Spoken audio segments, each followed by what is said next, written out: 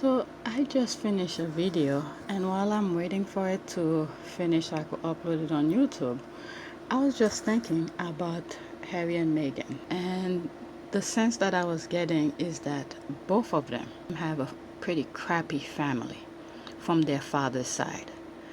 You could see all the thing in the news, what Meghan's dad have been doing, what her half sister have been doing on social media with the British tabloid and all of that.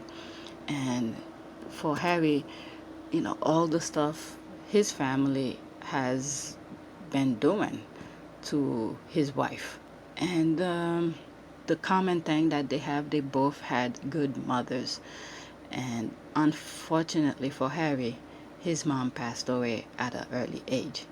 So he could have had the same sort of upbringing that Meghan had, because Miss Doria took care of her, teach her right from wrong and stuff like that. That's the common thing that they have together. Their mothers. Their mothers were good and are and still good people. Doria is still involved in Meghan's life. And I've done a video where I spoke about how, hypothetical speaking, how Doria must have raised Meghan. So I have a video about that. Which video was that? I think what went wrong with Thomas or something like that. So I spoke about her, about Doria. And Harry, unfortunately, at a younger age, he still kept that memory of his mom, all the fun stuff they used to do. And I think he cherished those moments very dearly, and he always craved for that kind of life. That's my humble opinion. And that's the memory he kept, and he wished for his family. And it's so, when he said the stars were aligned and everything like that, he's probably right, because how in the world do these two have met from completely different background, different lifestyle, different country, met to create a bond, a unique kind of family? And lucky for Harry, Meghan always had that support of her mom, always probably still guiding her from right from wrong. Once you're a mother, you never stop teaching your kid. You step back a little bit, but you always guiding them. They always need your help for support. So Doria is there to still guide her daughter. And now Harry, who is part of Meghan's life, I'm pretty sure there are some stuff Harry probably didn't know or need some guidance of. Doria's there to guide both of them, I'm pretty sure. I mean, she may not, I'm not saying Doria is in all of their business and all of that, but whenever they need a idea, support, a helping hand, they have Doria right there to say, this is what I will do if such and such were to happen. Then go make your own decision based on my opinion. I'm just talking hypothetical speaking, what Doria probably do within their lives. So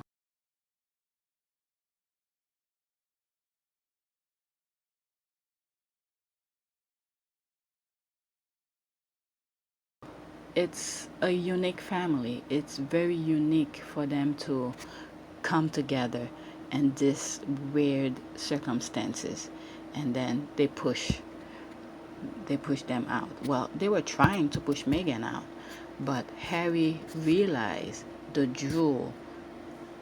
jewelry, the platinum unique woman he has found. He's like, hell no, I'm not letting her go. If they don't want her, I'm leaving with her. So that's what happened.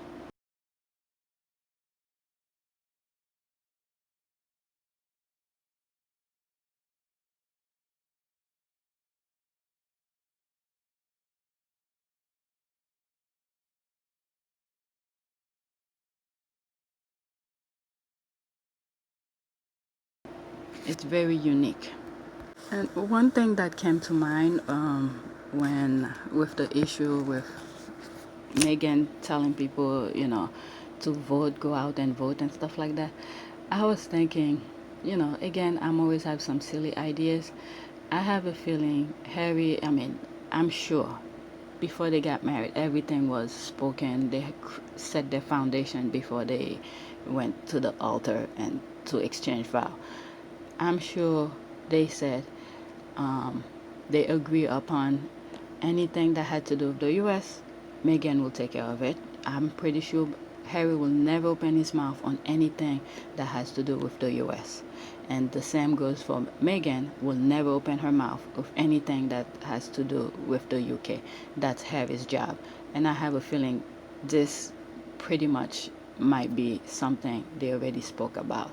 It's just something I wanted to throw in there. You will never hear Harry on any issue, especially the voting thing that Meghan is speaking about, even though Meghan sort of mentioned Harry's name, saying that, he never vote and stuff like that. But Harry will never open his mouth on any issues with the U.S. unless if it has to do with some sort of fundraising, foundation, some sort of organization of some kind. But I don't think Harry will ever open his mouth on any issues of the U.S. And same thing with Meghan, anything that has to do with the UK.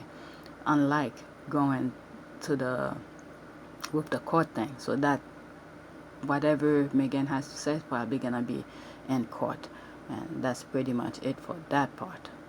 And another thing that I've been thinking about, I don't know if God is working in a mysterious way, or if Diana has anything to do with this, meaning her spirit. And sometimes I think many of us, when we pray, we should always pray for those who have gone before us, to let them know, keep an eye over us. And when it's our time, to leave the door of heaven open for us, especially those who have followed the rules, who try to be good citizen, or try to do God's work, take care of the land and all of this. That was a little bit off from what I want to say, but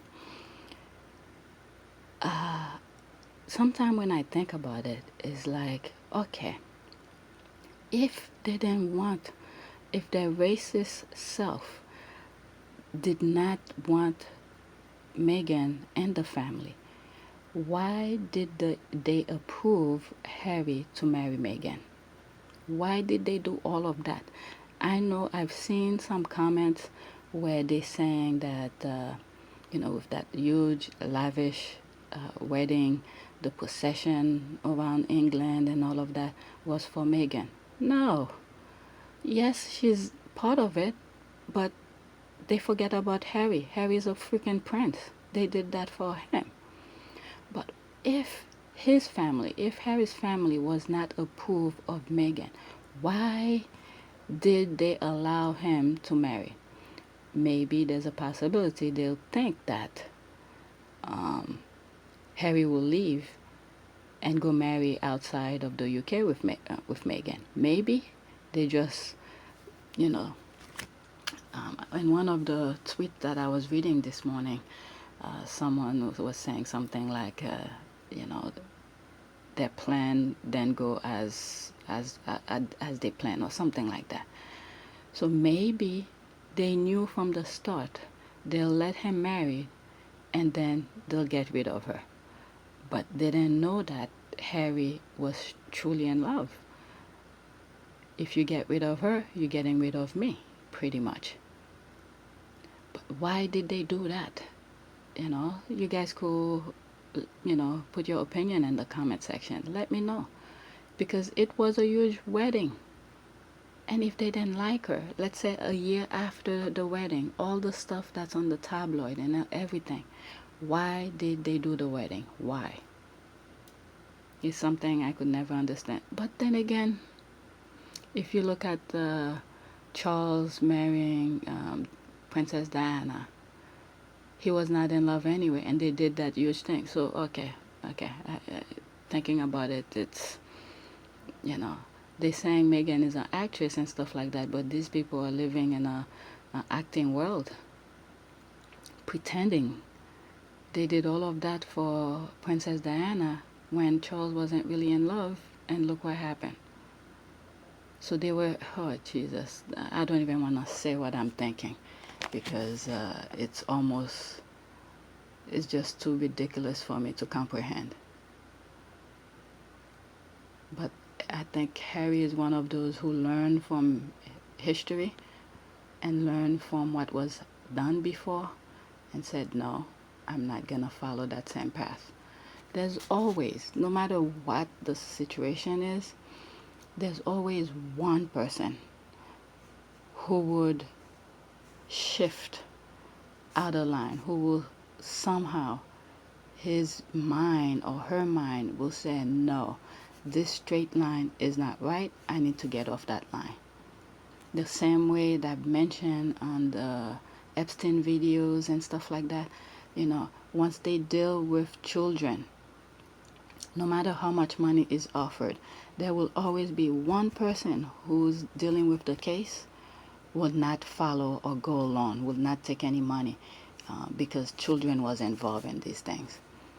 That's a bit different from what I'm talking about with Harry, but the thing is, there will always one person, even if they throw, let's say, atomic bomb somewhere, you will think you destroy everything.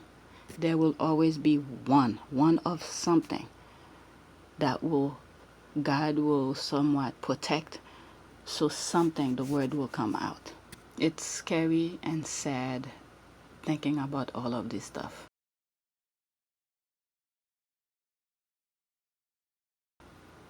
But anyway, that's it. My video is done, so I'm gonna upload it. You guys gonna see it today. Today is 8/25/2020, so I need to get it out for you guys. Thanks for watching. Please take a moment to subscribe, like, and share.